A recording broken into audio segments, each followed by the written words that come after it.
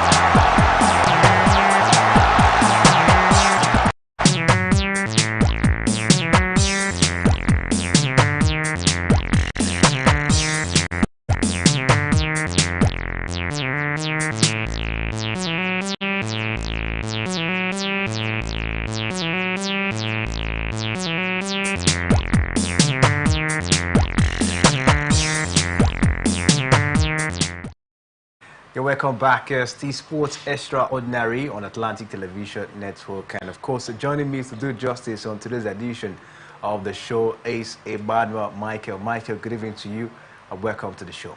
Yeah, it's a beautiful evening to you, Kingsley, and good evening to our viewers out there. It's another weekend edition of Sports Extraordinary right here on Atlantic Television Network, and I'm very, very happy, you know, to be part of the program this evening.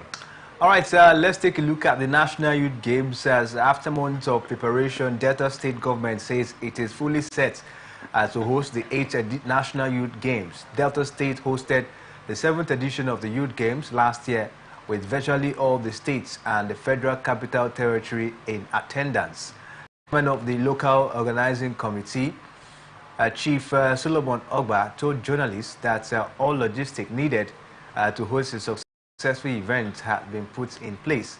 Specifically, Ogba, a former commissioner for sports in Delta State and two-time president of the Athletic Federation of Nigeria, said that this year's edition of the National Youth Games would be a talking point in history of for Nigeria sports. Michael, what do you make of it? The Stephen Keshi Stadium, of course, has been put in a very, very impressive shape for the national youth game. What do you make of the preparation so far? I think it's been good. It's been good, Kingsley. And of course, like you said earlier, Delta State is on the rise in terms of sport development. You can actually mention 3 to 5 states right here in the country that is doing very well in terms of sport development in the country.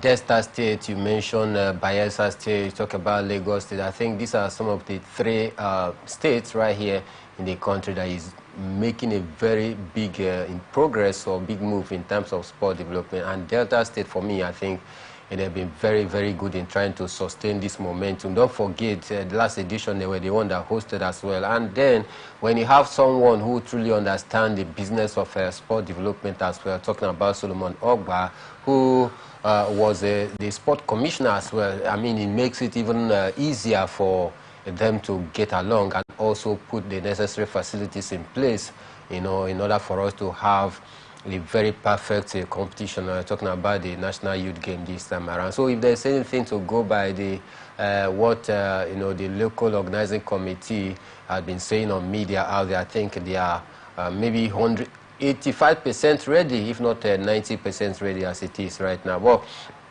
the only angle I'm just thinking, Kingsley, they need to improve is about the angle of security. Last time when they hosted this national youth game, it actually went well, but then security-wise, I think some person actually complained of the fact that there were so many hooligans and gangsters that were standing close to the stadium that whenever these fans went out there to watch their games, coming back, their phones will be snatched out of them, some of their electronic gadgets as well, will be made away by some of these hooligans. And for that, I think that is the only angle for me. I personally think they need to improve in terms of beefing up security to ensure that even if you are going there as a spectator, you are going there with the intention of going to enjoy yourself, to enjoy the games out there, and after watching the game you come out peacefully, head to your home, without being molested or losing any of your valuables out there in the hands of the men of the underworld. I think that is the only area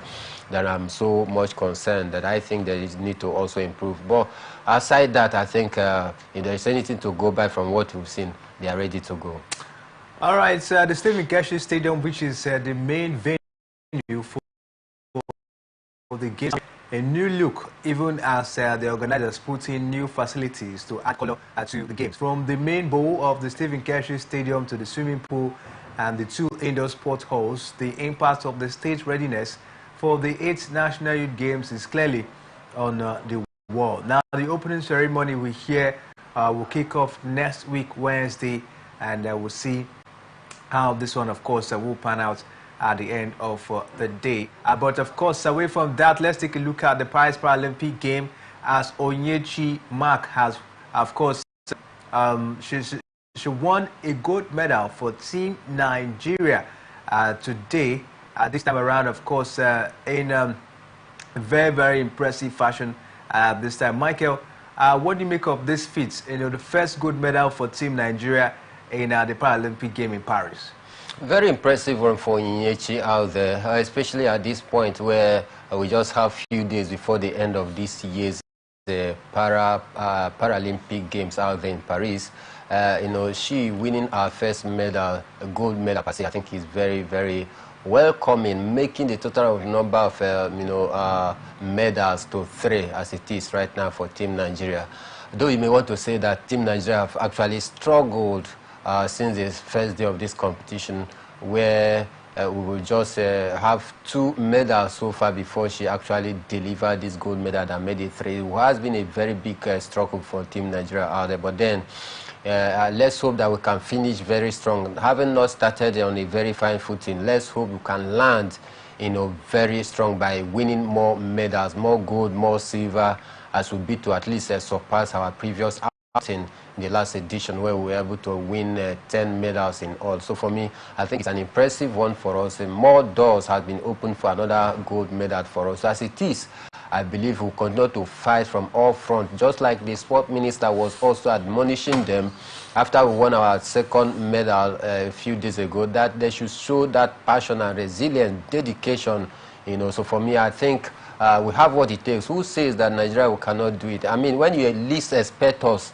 that is where we deliver when it matters most. But then I think it has not been a very, very rosy start, for us coming this far. I believe we can sustain this very victory and go hard in the last, days of the competition, so that at least we finish on a very strong note.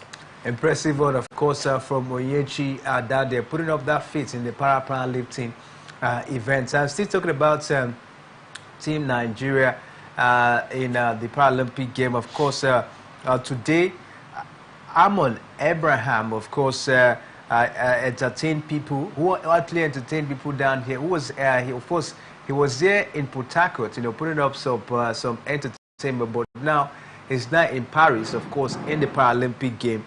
He also put up a very impressive performance, but not that really good enough, as he finished 6th in the high jump event, where, of course, he was able to amount a total of 8.85 meters in that particular one. Not a very good one, but we'll say it goes so far so good. It's been just, let's say, 3 medals for Team Nigeria, 1 silver, 1 bronze, and 1 gold. Mike, at least we've been able to, get all the colors on the, at the Paralympic: 1 silver, 1 bronze, and 1 gold. Yes, we've been able to get all the colors, but is it good enough for our outing? Looking at our previous outing, looking at the history of the Nigerian team in the Paralympic event, I think it's still short. It still falls short of standard for me. We still need to up our ante if we truly want to finish very strong. But then there are some lessons to learn from this one. At least they are even better compared to the able-bodied athletes that went, after 9 billion was expended for their trip out there and their participation in the just concluded Olympic Games. But yet they were unable to win even, a single medal. So the Paralympians, having a budget of 3 billion, they've actually used it very well. Though they did not maybe roll out this money on time, so that it could have helped, it could have prepared the players or the athletes rather earlier, to get ready for this very one. It is coming rather late than, when it should have come, because rolling out this money a few weeks before the official kickoff of this game, is that the time that you expect the para-athlete to start preparing, whereas other countries and their, para-athletes have been preparing for the last 3-4 years down the line. So for me, in as much as the able-bodied counterpart couldn't do anything tangible, I think the Paralympians, they are beginning to show the color of what they are made up of. Because, like I said earlier, if you take a look at the history, I think we've had a very good representation in terms of the para-athletes, in the previous outing. But for me, 3 medals to show for it so far. We still have sweet days before this year's Paralympic Games come to an end, and I'm hoping that we can still amass more medals. So for me, going in a very rosy one, like I said, but then we still have something to cheer home about. Let's see how it goes, and keep our fingers crossed and see what comes up for the para-athletes down there, of course, in Paris. But Michael, let's move on as we take a look at the US Open. No longer news that Jessica Pegula, she's in the final now with Arina Sabalenka. They'll be locking horns in the finals of the US Open. What do you make of this Jessica Pegula, Arina Sabalenka? It's going to be a very big clash. Jessica Pegula and Arina Sabalenka. Sabalenka, world number 2 as it is right now. Jessica Pegula, so far this season, has not made any very good statement of intent from all the, Grand Slam that she has played so far for this season. All the competition she has taken part so far this season, she has not been able to, prove to the world that she has what it takes to compete against the big names, likes of, Iga Swiatek, Arina Sabalenka, Zverev, and the rest of them. But then, it looks as though she's want to take her form to the next level, especially in the last Grand Slam of the year, talking about the US Open. But like I said, at this point, you can't actually, rule out any upset.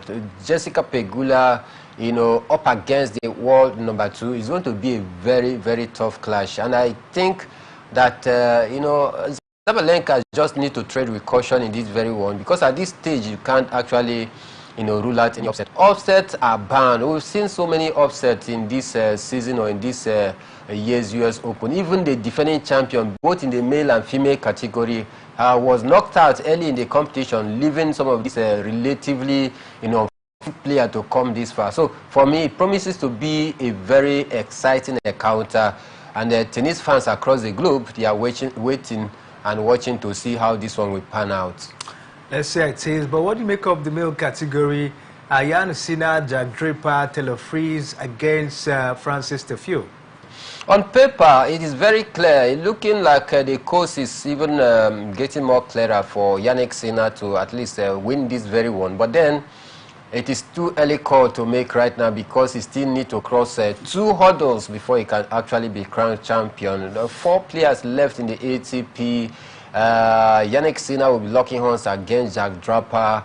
And for Taylor Fries, will be taking us Francis Tiafoe, another big clash out there. But for me, I strongly think that if there's anything to go by from the form of these 4 players still left in this competition, I tell you, Jannik Sinner possibly is still ahead of every other players out there to make this one count. But then it's going to be a very difficult one. He needs to prove that indeed he has what it takes as well to, you know, win this very one, because he will be hoping to at least win it, to also amass more points for himself, to continue retaining that number 1 spot, having been deducted some points after, you know, the 2-time doping test that he failed out there. So for me, I think it promises to be an exciting one, but the odds will actually favor Jannik Sinner to win this very one. All right, sir, let's stay away from the US Open as we take a look at the Nigerian Premier Football League. Michael, the NPFL makes a return this weekend, and after we saw the game between Rangers and Academy Warriors, this weekend on Sunday we'll see likes of Eyimba against Heartland. What do you make of that particular encounter? Amunike with Heartland FC this time. Olorowaju, the coach of Eyimba. What do you make of this clash? Well, tactically speaking, I think Emmanuel Amunike, having been in the game for a quite long time, having coached some Nigerian junior national you know, side, I think he's more experienced, more vast in terms of coaching ability over Larry Waju. But then sometimes it doesn't work out that way, because Eyimba, they've kept crops of their players, you know, intact in the last season. And don't forget as well, they also challenged for the league last season, but you know, lost it to the eventual winner, talking about Enugu Rangers. For Heartland, they are a bit very shaky, because the way they went to relegation last season, it was very disappointing because of the political interference in the administrative process of the team out there. And coming back after taking the slot of Beyond Limit, who couldn't make it just because of the law that governs the league out there. They have qualified from the NNL to the top flight, but because the owner that owns NNL, I mean that owns you know, Remo Stars and this club, is the same owner. He owns almost 80% or 90% of the share, and it's against the rules of the Nigerian Premier Football League. That is why they have dropped their slot and enabling Heartland to take up the slot. Can Heartland FC be devoid of political interference this time around, that Emmanuel Amunike is there to steady the ship?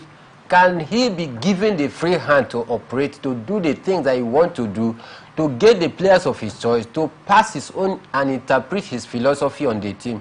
These are big questions that we need to wait and see if they have passed that hurdle of political interference. If not, I tell you, it's going to be another bad season for Heartland. But I won't start predicting doom. I'm not a prophet of doom for Heartland, the FC, you know, but I'm just thinking, I'm just speaking from the past experience of what we saw in the last season. But then it promises to be a very mouth-watering encounter.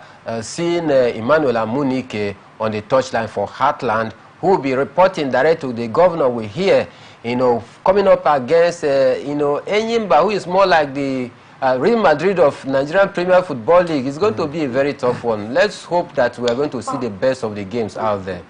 All right, so I will also see the likes of Abia Warriors against Remo Stars.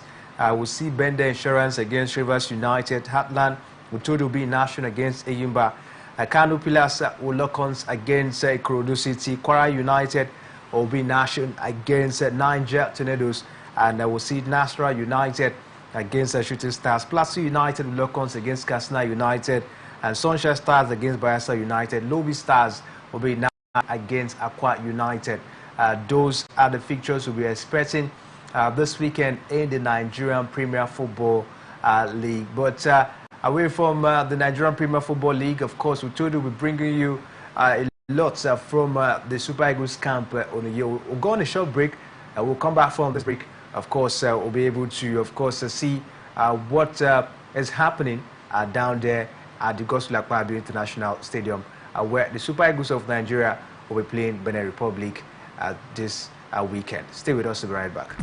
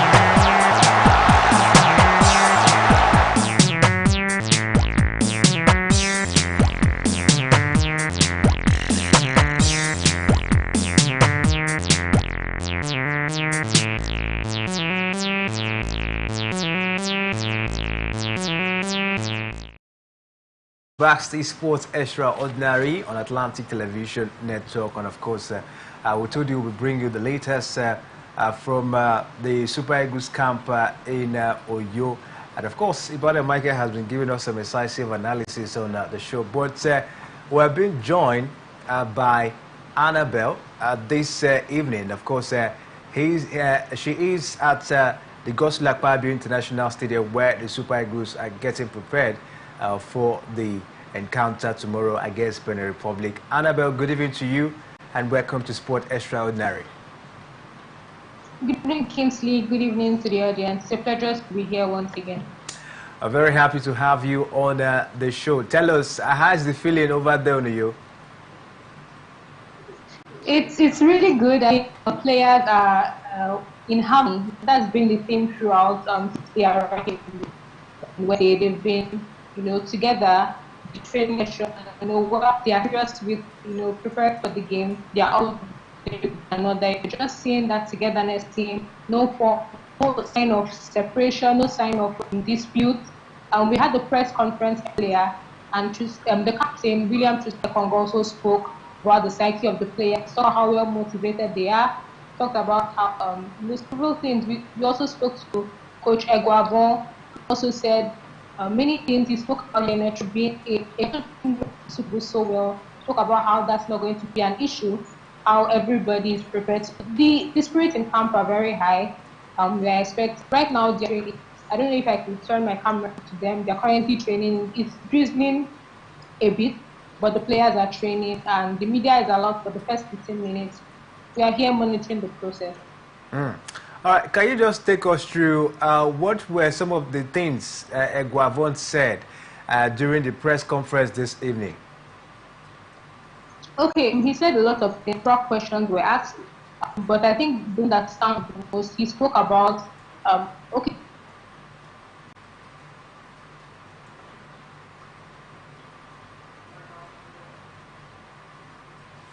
Annabelle, are you there?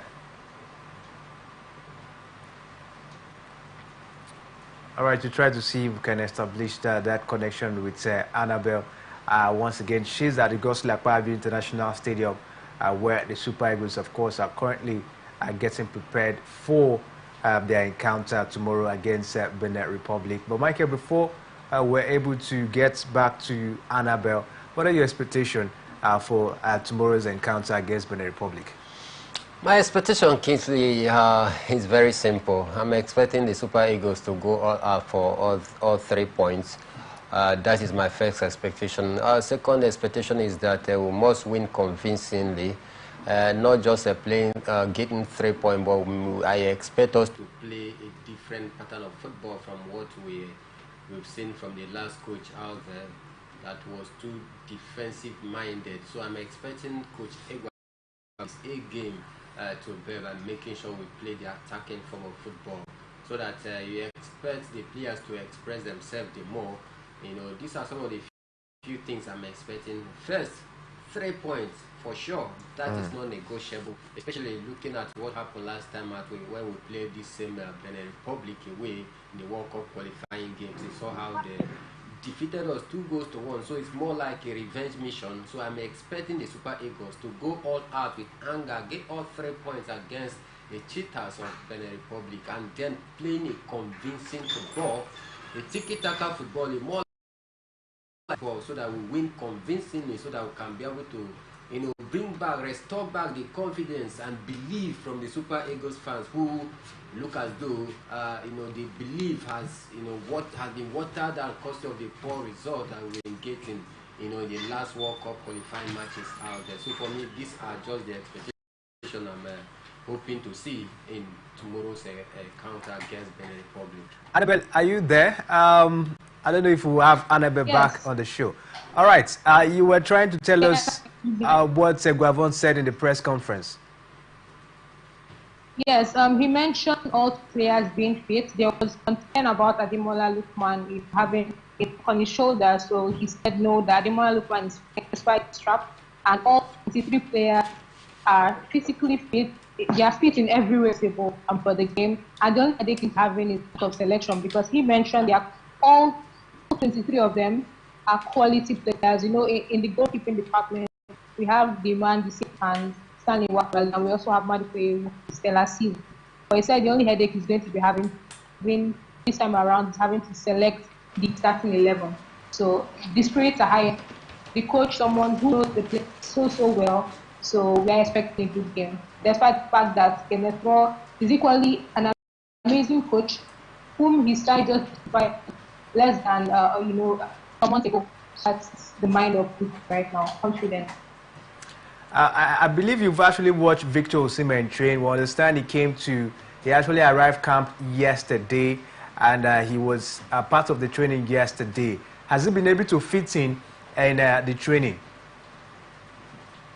As Victor right now, he's training, he's jogging. You know, I'm with him right. He's training, he's jogging. He's fine. He also equally trained with the team yesterday. Coach Eguabon was asked if he is going to be fit enough to play, and he said yes, why not? But he didn't train with them yesterday. He's training with them right now, so they are about those. But I mean, we can't predict the lineup exactly, but every player is physically fit, mentally fit. They are ready for the game, and we're just waiting to see what Eguabon decides on his starting 11. All right, sir. What about the Benin Republic side? We understand they were also down there in the stadium this evening, also having their own training. What do you make of the Benin Republic side? Oh yes, they were training earlier. That was about an hour before the Super Bowl training. He spoke to the coach as well. He had mentioned the fact that yes, he knows Nigeria so well. Yes, he defeated them. He knows that they are a quality side. But I mean, he's focused on his side. He's focused on getting all 3 points. He even mentioned some memorable moments he had with the Super Eagles. But then again, the squad as well, they seem really fit. There's no, it doesn't appear of any injury worry. All three of them as well seem to be very fit. So we should be expecting cracker tomorrow by PM. All right, so Annabelle, my colleague Emmanuel Michael have a question for you. All right, a quick one, Annabelle. Yeah, the ticket price, the VIP, from what we understand, it goes for 3,000 naira. Yes. For the regular seat, it's 1,000 naira. Have you been able to sample the opinion of the fans out there, how they are feeling about the ticket price out there? Okay, I've heard from a couple of people who already think that they were. There's just been complaints about, thinking that it was going to be free. The economy is not exactly favorable, so that's, the ones that are quite skeptical. They're being that there is a fee to be paid to access the stadium, but I mean, it's what revenue has been made, and that those who are willing enough to pay for the ticket and attend, they are still selling points to purchase the ticket. People are already purchasing. That's why the fact that there are some people who are complaining about the fact that they have to pay. There are those who are already going to purchase tickets. So that's how it is. Okay, back to the crux of the matter right now. What are your expectations for Austin Eguavoen in terms of his tactical approach of this game? Nigerians complain a lot about the defensive form of play of the last coach out there. What are your expectations for Coach Austin Eguavoen in terms of his tactical disposition? Okay, for Coach Austin Eguavoen, I'll just go straight to the fact that right now he has 23 players that he has mentioned, and despite the fact that the Super Eagles have played, in the AFCON, they played with a more defensive, outlook. Some around we are more fluidity. We kind of put that fluidity on that fluidity judge the very first game, the friendly. So we're expecting some more fluidity.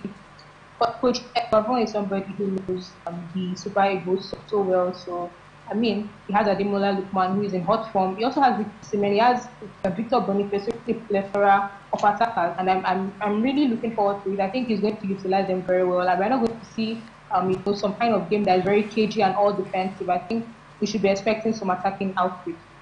Okay, last one before we let you go. Taking a look at how the players have been able to understand themselves. We talked about the unity of purpose in camp and the understanding between the coaches and the players as well. Heading to the game tomorrow against the Cheetahs of Benin, do you think that we can win the game convincingly? Don't also forget, this same Benin defeated us 2-1 in the World Cup qualifying encounter. Do you think that it's going to be more like a revenge mission for the Super Eagles? And it should be a revenge mission, but I don't think it's going to be easy at all. Like I mentioned earlier, they're playing against a thrust side that defeated them just a month ago. He's one of these players very, very well, incredibly difficult. You know, just to add as well, they also have some players of Nigerians there in a Benin. Not that it's going to make much of a difference, but I think it will be a win for the Super Eagles. I think they are going to. It's going to be sort of a hard-fought one. We are going to get a victory. But I'm seeing something of draw in this game. You know, hopefully that Nigeria will be able to get 2 points. All right, so Annabelle, just before we let you go, we know you're very, very busy. We understand that we have 2 MPFL coaches assisting Austin Eguavon down there. We have Fidelis Ilechuku, the Rangers coach, and down there Ogomodede, the coach of Remo Stars. What do you make of the tactics, the training, the way the coaches they've gone about in making sure that the players get the best of training?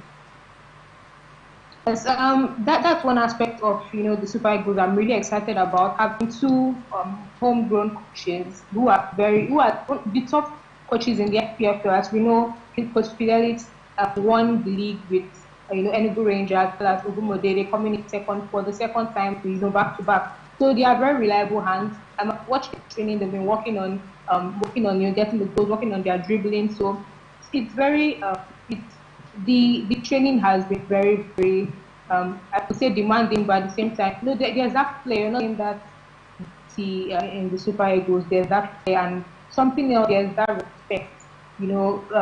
There's no discrimination whatsoever. There's money, and we're expecting when 3 comes together. This is a very strong coaching staff that we have. So despite the fact that offering and we've seen it countless times, play out. Kind of football coach Ogumode produces the promoters.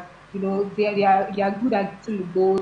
Kosialis as well. Defensively, very, very good. So last time in PFL, they went on a very, very long winning streak. So we know that these hands, quality coach.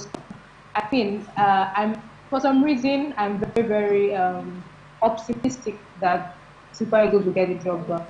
All right, so Annabelle, there's been this talk around the fact that Super Eagles players do not respect local home-based coaches, to say. What has been the relationship between the players and the coaches on ground? Okay, that's what I was saying earlier about respect. There's no lacuna in that regard. The coaches are vibing. Let me use that word, vibing so with the players. There's no issue of the respect from during training. There's equal respect. Even have William Tlefong mentioned it, that it doesn't matter if it's a foreign coach, it doesn't matter if it's a local coach. The fact is that they're the coach and they respect it regardless.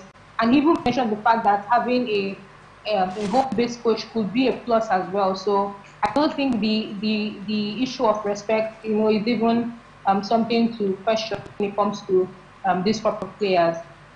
All right. Lastly, what's the level of awareness of this encounter in Uyo? Because we need Nigerians to come out.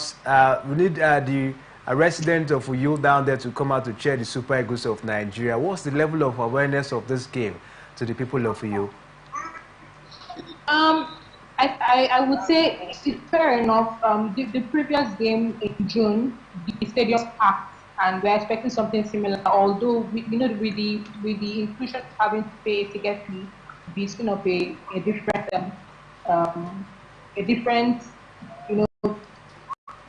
like spectators might not be as much as you would expect. But at the same time, fans are ecstatic. They are happy to have the the Super Eagles once again. Currently, the media has to leave. We have to leave the stadium. That's why you can see I'm moving. We have to leave the stadium because the 15 minutes according to the media, it's wrapping up. So I'm in motion right now. But yes, we are hoping to see a full house tomorrow. All right, thank you, Annabelle. Thank you very much for your time. We really, really do appreciate it. Thank you for having me. All right. All right, so that was Annabelle, of course, giving us feelers from Oyo. That's the Gosling Pabio International Stadium, where the Super Eagles of Nigeria are currently training ahead of the encounter tomorrow against Benin Republic. Michael, from what Annabelle is saying, it seems all is well with the players and the coaches down there in New York. Certainly, all should be well, and all seemingly seems to be well from what we are getting from our men on ground as well, and from what Annabelle just positioned or stated out there. I think there seems to be more commitment on the side of the players. And that is why after playing for their various club side in Europe over the weekend, they still find it very timely to hit camp even as early as Monday, where 11 players were already in camp. On Tuesday, the total number of players rose to 17 to 18 or thereabouts. On Wednesday, we saw more like a full house, 22 players before Victor Osimhen just hit the camp yesterday. So there is this more seriousness on the side of the players, even the coaches as well. And there's a great understanding among, the players and coaches as well. She talked about respect and all of that. Most times, Nigerian players, sometimes it look as though they try to downgrade the local-based coaches, but the feeling this time around is quite different. You had Moise Simon speaking 2 days ago about the local coaches and all of that. He said it doesn't matter. That is even better that Iguavo is a coach that understands them, and they also as a player understand Iguavo pretty well, and that makes it even more easier when you are having this common front, common purpose and unity to deliver, especially at the time where we find ourselves on the brink of being eliminated for the World Cup qualification for 2026. The onus now lies on the player, because the player on their own, their image has been battered from the fans out there because of the poor result that we had in our last 2 games when Finidi George was, manning the affair out there before he actually judged himself out of the job. I think for me, that understanding between the coaches and the players is very key. And the unity of purpose among the players is another thing that I think is going to work well for us. Then again, the revenge mission, because this Benin Republic, they are one of the teams that actually put us in a very tight corner in terms of qualifying for the 2026 World Cup. So with all of these indices, I believe the players are fully aware of what is on ground, and by so doing, they are going to do everything possible, to ensure that we get all 3 points, play beautiful football tomorrow, and take the match to the, Benin Republic and get the points convincingly. That is what I'm hoping, having seen the understanding among the players. She talked about Victor Osimhen, fitting into training, despite coming about 2 days to the kickoff for the game. What do you make of it? We're talking about if Osne Guavon should start him against Benin Republic. From what Annabelle said, you think he should start Victor? Yeah, for me, personally, it's my opinion, though, if I were to be in the shoes of Osne Guavon, I wouldn't start Victor Osimhen come tomorrow's game, because one, Victor Osimhen has been through a lot in terms of his mental health. It has been a lot. It's on his mind because of this transfer saga that he has been engrossed with. Not until a few days ago, where he was able to wrap up that loan deal from Napoli to Galatasaray. So a lot is on the mind, on the desk, on the head of Victor Osimhen.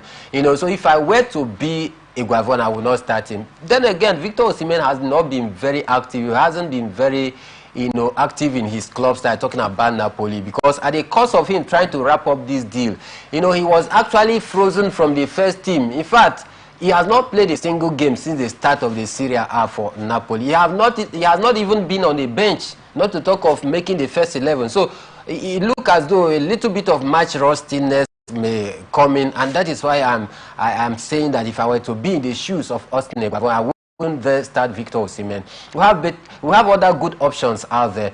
Victor Boniface, he can deliver any day, any time. He's a very dangerous striker who can also hold on to the ball and bring other players into play as well. He's good using his feet and his body language as well, body movement rather, to move his way through the box and score the goals out there. He knows when to arrive the 18-yard box. He knows when to position and deliver when he. We've seen him time and time with that number for Bayern Leverkusen last season. Even when injury tried to blight his performance, he was still their top scorer, very good striker any day, anytime. And he fit into a more compact kind of football than playing the isolated man up front, which Victor Osimhen is good at because of his energy. But play more compact football. You need players that are very technical.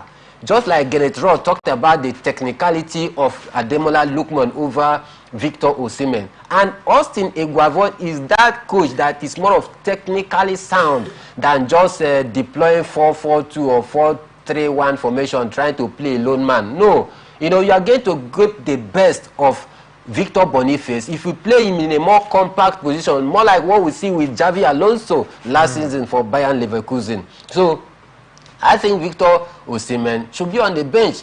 Victor Boniface should start. If you want to go for more a lone striker, you can also start Taiwo Awoniyi. So he has the energy as well. He has the ability as well to bully defenders inside the box. But then, like I said, the pattern and the techniques of Austin Egbavon does not fit a kind of lone striking option where you bring in a lone striker up front so that he bully his way over the defenders and score the goal. So for me, I am advocating that Victor Osimhen should sit on the bench. Maybe when we are winning 3 or even 4 goals in the second half, 75 minutes, 80 minutes, then you can bring the man on. Let him just shake off some of the dust in his leg out there. All right, let's quickly bring you some results from the AFCON qualifiers as Malawi lost to Burundi by 3-2, and Central African Republic, they beat Lesotho by 3-1. Ghana lost to Angola by 1-0 yesterday, and Guinea-Bissau they beat Eswatini 1-0. Congo beat South Sudan 1-0. That's 1. And Michael, yesterday as well, Cristiano Ronaldo makes history as he becomes the first player to score 900 goals this time around, in his career. Big record for CR7, as he's popularly called by his fans out there. I think it's a great start for him. Every time he steps on the pitch of play, it's about record. Every time he hits the back of the net, it's about record. Every touch on the ball is about record for Cristiano Ronaldo. So for me, great player any day, anytime. The highest scorer both in men and women football across the globe. Not an easy feat for me, I tell you. He is a true living legend that it is. At 39, he's still healthy and hearty, still even more vibrant and more prolific, more than even the younger gems of 2019. So for me, this man has been able to carve a niche for himself. In fact, in the history of football, I don't think that it will be completed without even including the name of Cristiano Ronaldo and that of Lionel Messi. These are great, that you can't talk about the world of football without mentioning these names. 900 career goal, massive one for him. Massive one for Cristiano Ronaldo, and with that, he is a sport extraordinaire on today's edition of the show. We'll be back tomorrow by 7 a.m. to bring you another exciting for sports personality show. But 6 p.m. Sport Extraordinary will make a return, where of course we try as much as we can to bring you up to speed with the Super Eagles game against Benin Republic at the Gosla Fabio International Stadium. It promises to be an exciting one on Atlantic Television Network. Michael, it's been an impressive time this evening. Sure, it's been a time, good time doing this with you. We hope to be back tomorrow to bring you the latest update. Of course, the match kicks off by 5 p.m. and we're sure to see we'll be in the studio to bring you some of the latest highlights for that game tomorrow. All right, before then, the conversation of course continues on our different social media handle, Facebook, YouTube, and X as well. You can go down there. The conversation continues right there. My name is Kingsley Emmanuel. Thanks for watching.